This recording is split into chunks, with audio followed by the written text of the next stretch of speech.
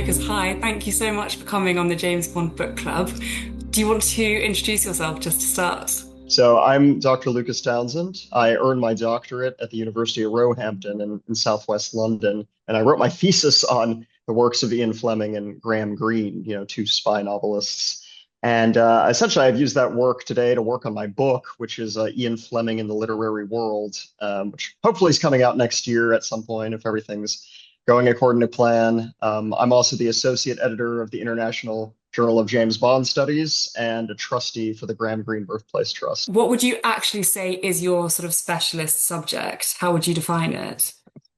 I usually would say at the university I teach at here in Germany, I usually just define myself as a mid-20th century scholar, but my main Okay. interest is in espionage fiction, specifically in the mid-20th century, but I teach lots of classes on spy fiction and genre fiction and the work of Fleming, Greene, AMBLER, and Daphne du Maurier. And so that's often where my interests lie. And I sort of came to this because many years ago, I wrote my master's on early spy fiction, and my advisor at the time went on to write one of the biographies of Ian Fleming, and it just kind of got me into that world to do my PhD on him. I'm interested to know how you first got interested in espionage fiction. When I was a kid, I watched the Austin Powers movies over and over and over again. Really, I'm talking as like a 5 or 6 year old. And but when I got a little older and I finally saw a Bond movie, I was like, what is this weird, serious parody of Austin Powers?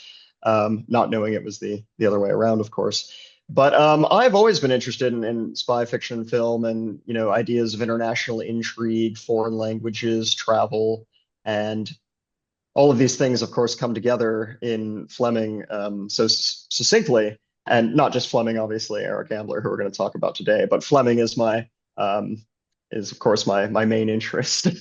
It's a new genre, which is kind of crazy to say. It really was born right at the start Mm. of the 20th century. We're talking like 1901, so it's only 125 years old as a genre. There was not really any spy fiction in the traditional sense ever written before that. So it's a very modern kind of genre. It has a lot of influence. In fact, it's probably the only genre of fiction that has real world influence. Like actual historical events have been shaped by espionage fiction rather than the other way around. So it's fun to say that this genre of literature can have consequences in the real world. Yeah. Can you give an example of that?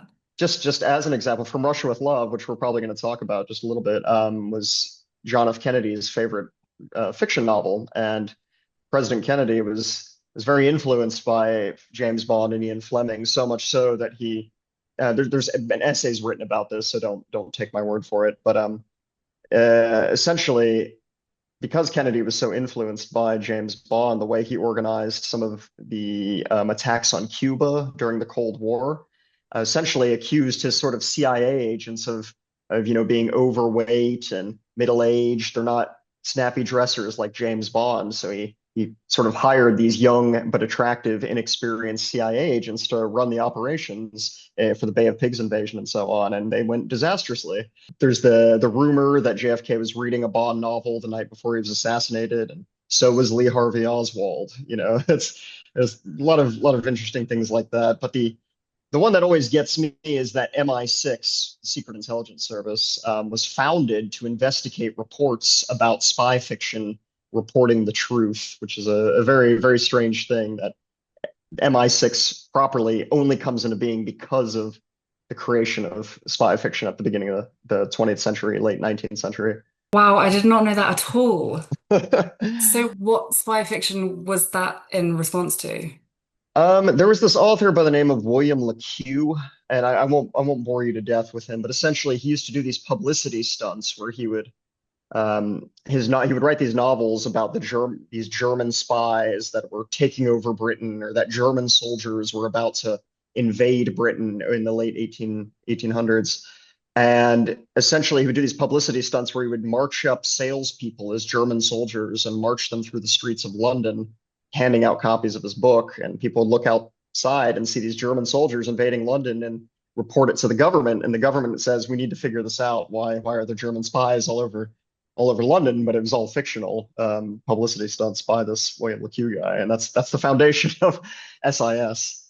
Where does AMBLER fit into this history of the genre? You know, everyone says that he's like the thriller writer. He was Yeah, very game changing at the time that he I was writing. I would absolutely agree. It's really quite interesting. So for me, the Mask of Dimitrios specifically is the novel where everything changes. And by this, I mean, you might have noticed it when you were reading it. It feels, maybe feels isn't the right word, but it, like when you start to read it, you think this is sort of a detective novel, right?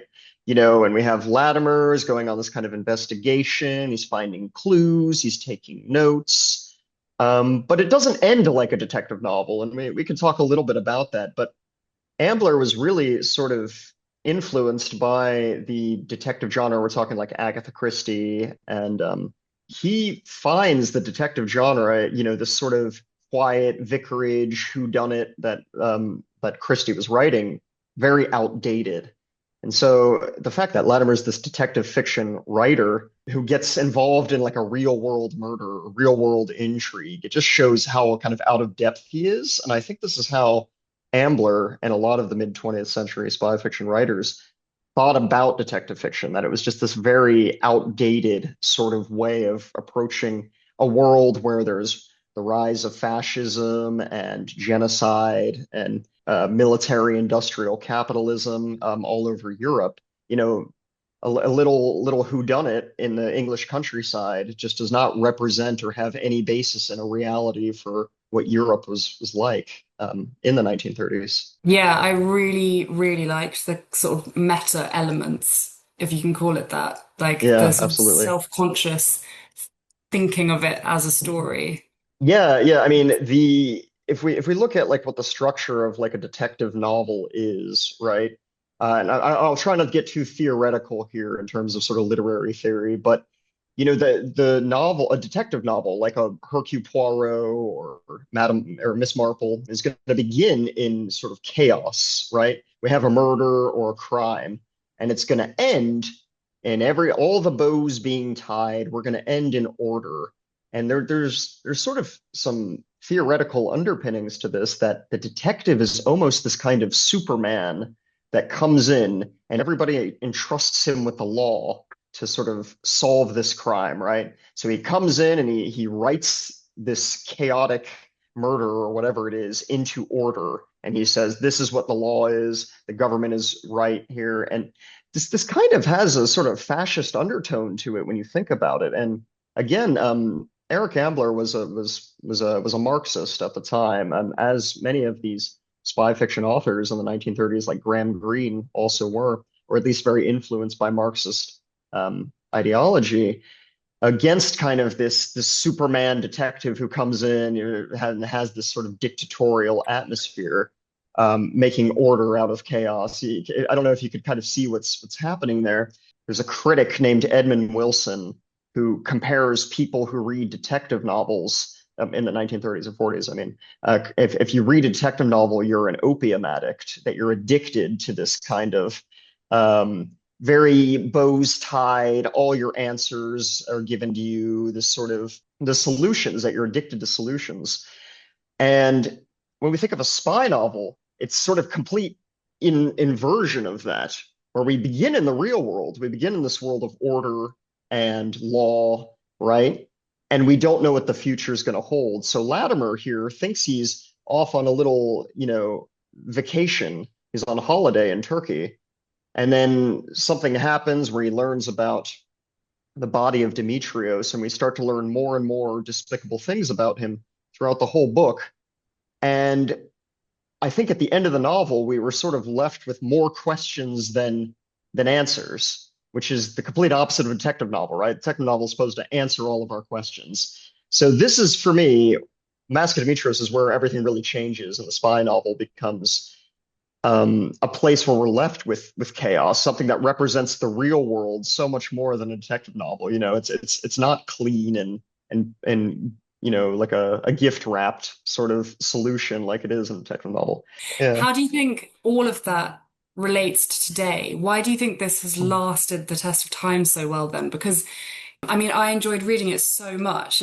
I just felt like I was in it and there was so much intrigue, but it is also really, really entrenched in the like period that it's set in, Yeah. right? How do you think we read it differently today? I would say that reading it today, in some ways, has certainly echoes of the Europe that we live in today, and honestly, the international world of business and late stage capitalism, which these are Mm. issues that are very clearly on the rise. Not only at the time, I mean, they're so evident in the novel, and maybe we can look at some quotes a bit later. But yeah, today I think there's a lot of these echoes because of the rise once again of far right ideological ideas. These are things that still happen today. And something that really strikes me about the book when you read it, again, in comparison to earlier detective novels or even literature of the 1920s by like, Virginia Woolf or something, is that how modern this book feels. It's from 1938, but this is very clearly modern Europe. There's there's the red tape and bureaucracies, but Latimer has a passport. A passport's a new thing. This is the world we still live in. We still are feeling the effects of that world of what happened in the Second World War, which starts, right as this book is being published, 1939. But yeah, it's just for me, it feels very fresh and new because it's still the same world that we're living in. Yeah, it's just not that old. The 20th century isn't that long ago, and I think that's why for me, why it sort of stands the test of time. The sort of corporate evil that Ambler brings up in the novel, because that's the real villain, right? There's all these references to Dimitrios being, he's just a unit in his disintegrating social system, or how do we explain Dimitrios? He's just acting for himself. This is all sort of banality of evil territory, as the philosopher Hannah Arendt would say. But there's this quote, and I'll just go ahead and read it here, where this really sums up for me the kind of point behind the book. It was useless to try to explain him, and this being Demetrios, in terms of good and evil. There were no more than Baroque abstractions, good business and bad business for the elements of the new theology. Demetrios was not evil. He was logical and consistent, as logical and consistent in the European jungle as the poison gas and the shattered bodies of children killed in the bombardment of an open town.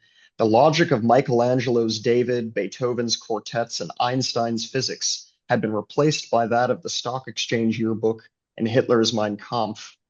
That quote always stands out to me in the book, that Demetrios is sort of in this jungle, as Ambler says, and it's just survival of the fittest here. And it doesn't really matter what weapons he uses, whether it's to sort of totalitarianism or big business capitalism. This is what the real world is now. This is what the 20th century is about money and power. It's no longer about art and science and these things that we've sort of built up European civilization to be. I think here in the 21st century, we're very aware of this, and that things are just about money and power, and that the little people, kind of like Latimer, I think, can't really do too much about it. I mean, I think this always stands out to me is that Latimer doesn't really have a hand in Demetrios's destruction, right? He's just this sort of observer.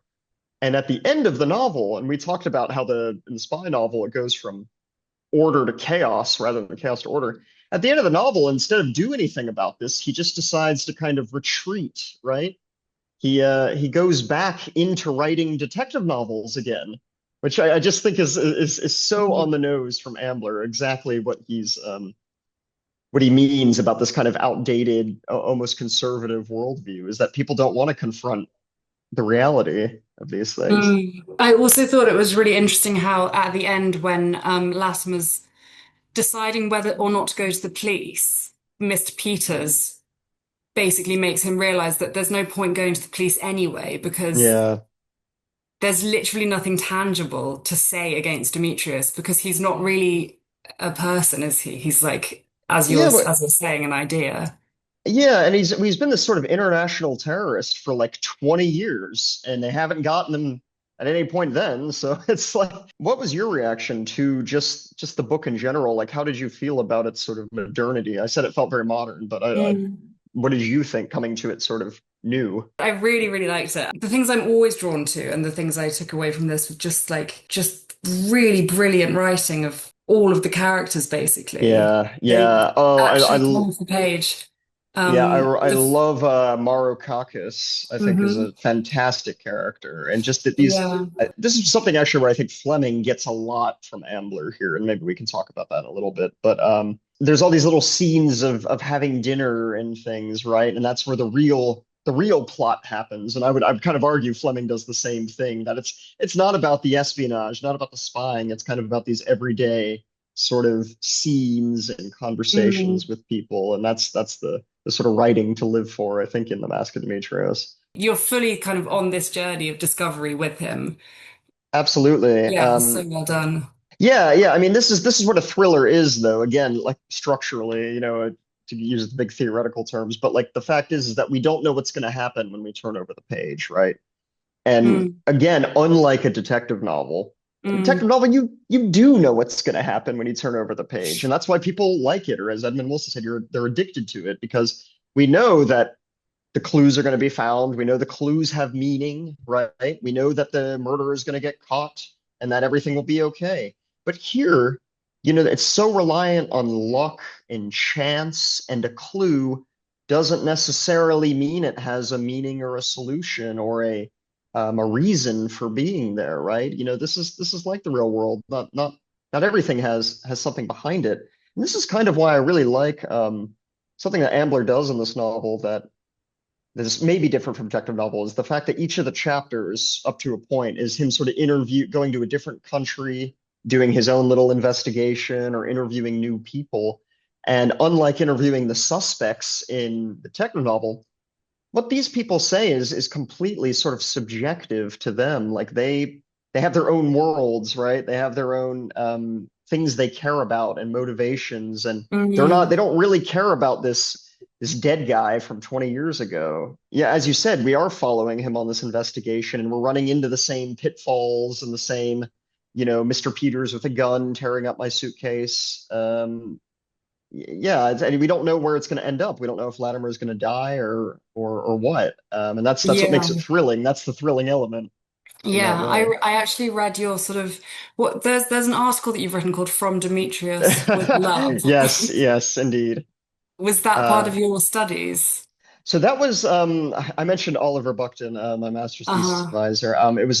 He did a one-on-one seminar with me on spy fiction to kind of get me into it, and that was the essay that I wrote for that class in my master's in 2019 or something. And that essay, I ended up publishing in the International Journal of James Bond Studies with Dr. Ian Kinane, who became my PhD advisor in London. So it's a very long genealogy there, but that's great that you read it. I'm flattered. Well, no, I loved how you were talking about how we've gone from like trying to work out what happened to wondering what could happen next. And it Yeah, means there are so many options, right? If it's more about like where do you go from here, yeah, not we've got this set of clues. Where do they lead yeah. us? Absolutely. And I think this is something that we're not just Fleming. I'll mention Graham Greene very briefly. One of Graham Greene's very famous spy novellas that got turned into the very famous film, The Third Man.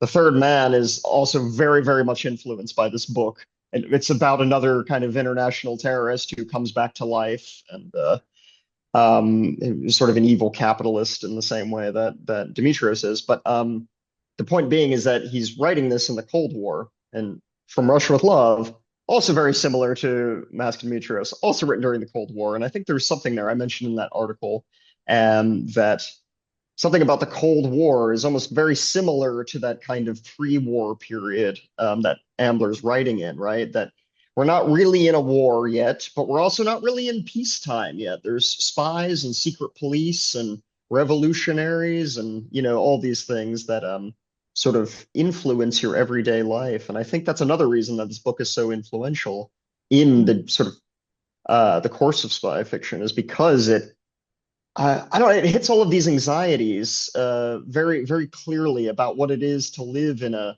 world that isn't stable anymore. And again, we were talking about how relevant it is in the 21st century, but I think this is something that ever since probably the pandemic, we've kind of been in this world where we don't know what's going to happen the next day. It's not the same world I lived in 2019, you know.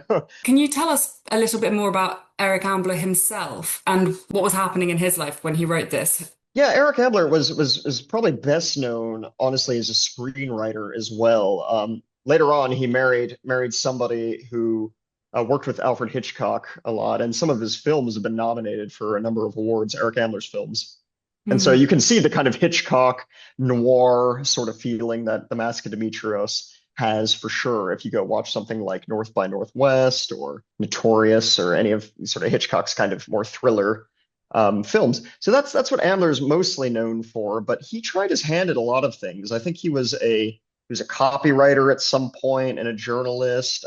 During the war, he worked in a sort of artillery unit before he got moved to making films about the war. I believe he at some point tried to be an engineer or a chemist. He's tried all of these sort of different things, sort of like a lot of spy fiction authors, honestly, that eventually settle on journalism, I think, but they try so many different things in their lives.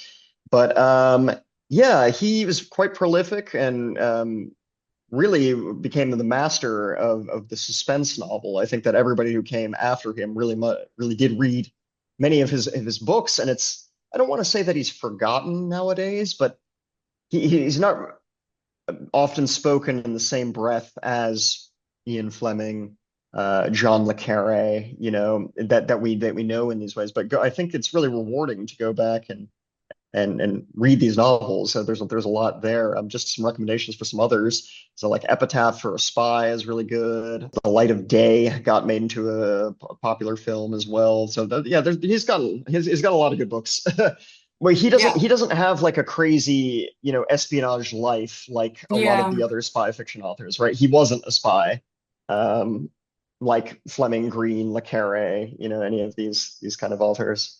But I guess that made him quite well placed to write this book, right? Yeah, yeah, Um, exactly. Well, this is something sort of iconic about Ambler, because not many people write like him in this way. If you go read some of his other novels, like Epitaph for a Spy or Journey into Fear, it's always sort of this amateur person who's out of his depth, who randomly falls into some sort of great intrigue, right? That's very different from James Bond, who works for the mm, government, right? You know, this is somebody who just happens to find out about spies and intrigue and assassins and thieves, and narrowly escapes with his life, as opposed to being a professional intelligence operative. It'll take a world war to make people into that, you know, professional sort of branch of foreign intelligence, domestic intelligence. That's when all of that really comes to a head. And why I don't I think in many ways James Bond or George Smiley or these big figures of espionage fiction, they aren't established until after the war. okay, so let's do From Russia with Love, Okay, yeah. Uh, Mask of Dimitrios. In From Russia with Love, James Bond is reading this book, but I also yes. know that you've done a much deeper dive into the connections between the two No, books. Bond is reading The Mask of Dimitrios in From Russia with Love. And sometimes it's just sort of offhand, right? That Bond is reading books, but this book is a little bit more significant. You know, he puts it into his briefcase along with all of his kind of Q gadgets, right? And it's for me, that's like Fleming saying that the Mask of Demetrius is just as important as your gun and the knives and all of these things that come in this kind of Q branch case. And the fact is that it saves Bond's life at the end of the end of the novel, right? I mean, it's very symbolic in many ways, but you know, Red Grant is holding this War and Peace book that's secretly a gun, and Bond protects his heart with this sort of thriller. Fleming is sort of championing the thriller as being sort of almost more useful than a piece of literature, right? You know, this is a big genre categorization thing. I mean, in fact, my whole book is really about that. That in the mid-century, genre fiction gets a really bad rap that it's not seen as literary. But I think for me, I mean, authors like Ambler really start to turn that around and show us that a thriller can be literary. Bond, you know, is his life is saved by the thriller. And the other sort of significant thing about it is, you know, Bond is reading it on the plane, but Fleming has this little line where he says, oh, Bond kept getting distracted, by things out the window. The thoughts kept coming in between him and the printed page. And the fact is if Bond had actually spent time reading the book, I think he would have been forewarned about a lot of the things that were going to happen to him in From Russia with Love, right? Because From Russia with Love is another sort of conspiracy trap thing that Bond is quite stupidly just wanders into. And at the end of the book, he's essentially killed. I mean, Fleming tried to kill him off at the end of the book here. When we read From Russia with Love, there are a lot of little references to the Mask of Dimitrios in it that you probably wouldn't pick up firsthand, but the one that really sticks out to me is that Fleming almost straight up copies this description of Dimitrios for his description of Red Grant. I mean, they're described almost exactly the same, like line by line. And again, I'm just like, well, if Bond had read this, he would have known, oh, this guy who looks like Dimitrios is going to kill me. There's sort of a joke there, I think, by Fleming, by putting the book into From Russia with Love. Do you think there's anything more that Bond could have learned in terms of like the wider plot? Or do you think it is just a bit of a joke between well, not between the authors, but an Ian Fleming special joke? Well, Fleming certainly has a lot of little special jokes about literature across all of his novels, but I think the main thing is the fact that Bond is in the Cold War and that Latimer was in this sort of interwar, pre-war period.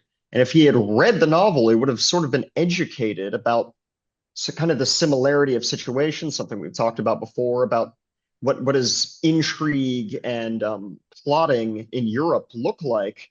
And Bond doesn't care. Bond just wants to go around and have martinis and have, lunch with Darko Karim, right? And go see this fight between two women. There's a lot of these sort of tourist moments, and like, Bond, your real mission here it's an espionage mission. You should be paying attention to the works of espionage to understand this, not just be a tourist, which is kind of what happened to Latimer, right? Latimer was kind of a tourist that gets involved in these things with some real consequences, I think. There's like similarities and differences between Latimer and Bond. Do you think Bond is sort of reaction to Latimer as a protagonist or a hero?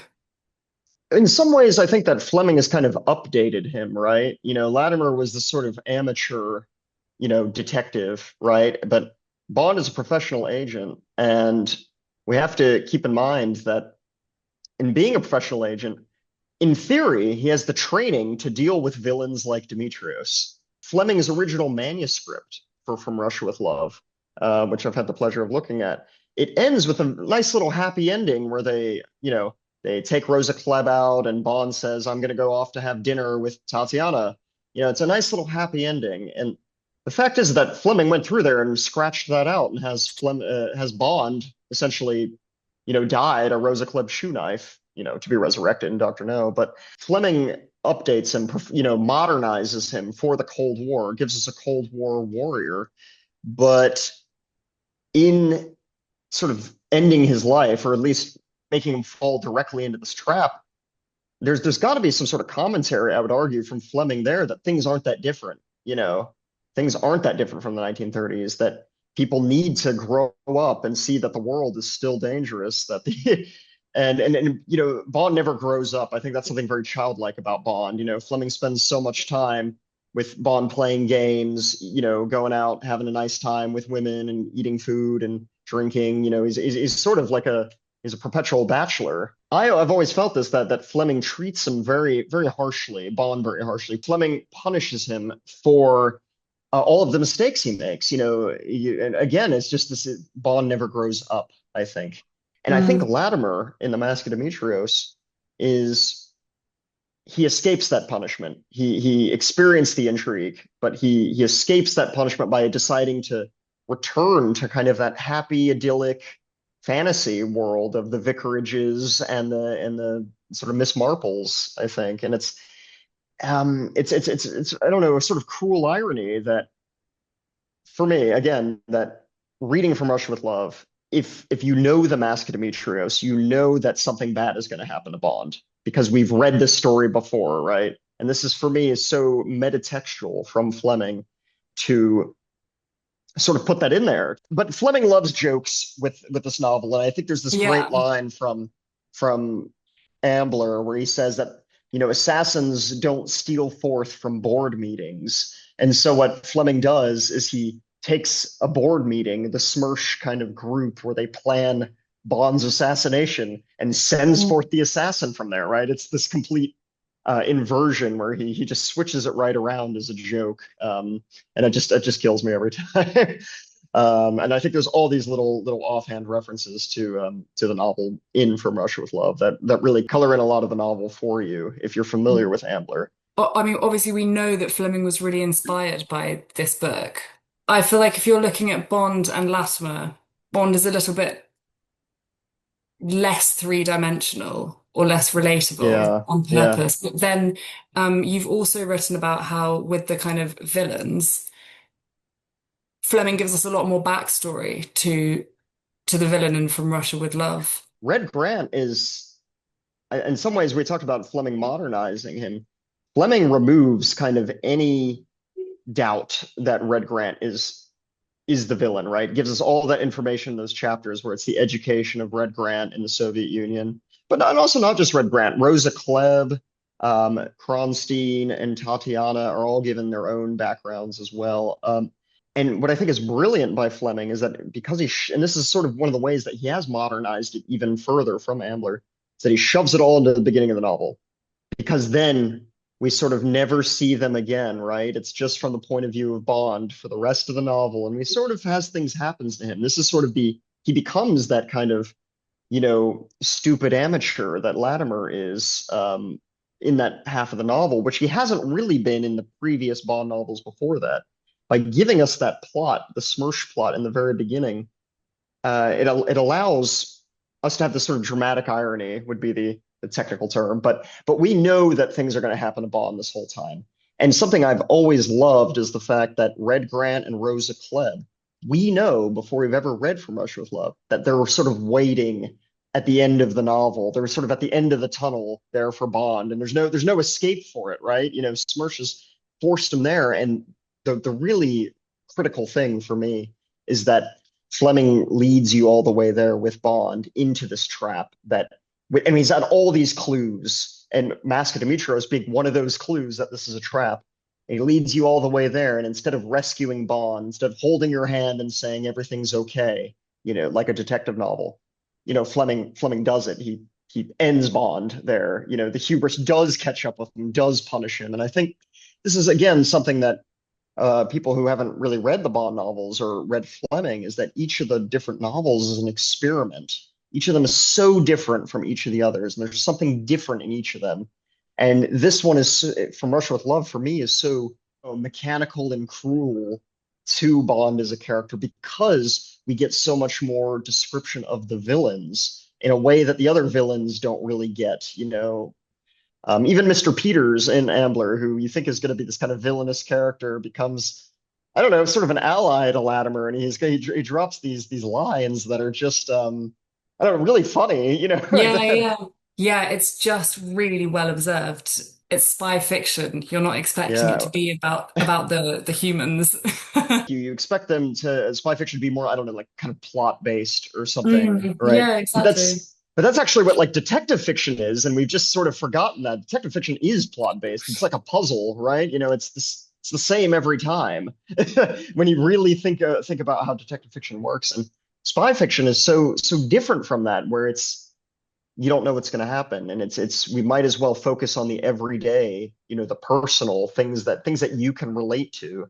Kingsley Amis calls that the Fleming effect, specifically in regards to Fleming describing, why do we get so many chapters where Bond just plays games and eats food, right? It's because, well, we play games and eat food, and it's we don't, most of us aren't involved in international intrigue, and I think that's the best part of the Bond novels for me, and the best part of Ambler too. If you go read The Light of Day, that's the one that's really occurring to me right now, where it is just an everyday guy who's, you know, being roped into this sort of robbery of some jewels, and you're like, yeah, this is how I would, if I was roped into this too. It was exactly how I would feel about it in that way. Yeah, well, So it's the way the yeah, characters become obsessed that makes yeah. you like want Also to become obsessed. obsessed. Yeah. The thing I want to take away from the ending of both The Mask of Dimitrios and From Russia with Love is that the endings are not satisfying, right? They're not satisfying, and it makes you want to reread the novels again, say, maybe it will be more satisfying this time if I just figure out the plot or figure out I missed some lines or something. I know it's never satisfying, and I think that's also sort of key to the thriller kind of formula as Mhm. well. Yeah, that's such a good point. And it's not dissatisfying in that it's like a cliffhanger or anything. It's just that it's saying like life isn't Yeah, life's this not fair. simple. Do you think that's the point? Yeah, and life's not fair that, Latimer or Bond, they're, are like us, that we're not going to be able to resist whatever, massive corporations are backing international terrorism, international finance. Like it's just going to happen, and that's again, not to echo today, but that's very similar in that way, that we are just the little people in in that regard, I think. So this is why I say read spy fiction, because it'll tell you way more about, the world, about geography, about politics, about people. They're so grounded in reality. They're the world that we deal with, right? This was the world of 1939, and this was the world of 1957 for these two novels. It's not a fantasy world, right? It's not on another planet. These are real issues that we're still dealing with. Why do you think it's spy fiction in particular that can really tap into that?